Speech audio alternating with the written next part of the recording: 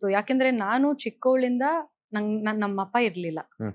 ನಾವ್ 4 ಹುಡುಗಿರು, ನಾನು, ನಮ್ಮಮ್ಮ, ನಮ್ಮಿಬ್ರು sisters, 4 ladies in the house with no man. Hmm. So ನಾವೇ 4 ಜನ ತುಂಬಾ ಇಂಡಿಪೆಂಡೆಂಟ್ ಆಗಿ ಬೆಳೆದು ಸುಮ್ನೆ ಒಂದ್ ಮದ್ವೆ ಆಗ್ಬಿಟ್ಟು ಆ ಮನುಷ್ಯ ನಮ್ಗೆ ರೆಸ್ಪೆಕ್ಟ್ ಮಾಡಲ್ಲ ಆದ್ರೆ ವಿಲ್ ಬಿ ಬ್ರೋಕನ್. ಸೊ ನಮ್ಗೆ ಅದ್ ಒಂದೇ ಇದ್ದಿದ್ದು. ನನ್ಗೆ ಪರ್ಸನಲಿ ನಮ್ಮ ಅಪ್ಪದ ಪ್ರೀತಿ ಸಿಗ್ಲಿಲ್ಲ. ಆ ರೆಸ್ಪೆಕ್ಟ್ ಇರ್ಲಿ, I never got that love and trust.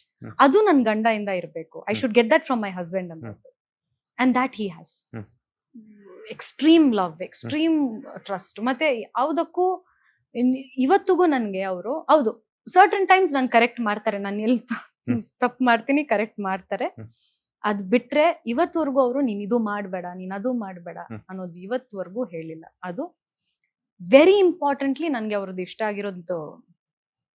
ಅವರು ಅವ್ರ ಅಮ್ಮಗೆ, ಬಿಕಾಸ್ ನನ್ಗೂ ಇದ್ದಿದ್ ನಮ್ಮ ಅಮ್ಮನೇ, ನಾವಿಬ್ರು ಮಾತಾಡ್ಕೊಂಡಿದ್ವಿ ಇದು.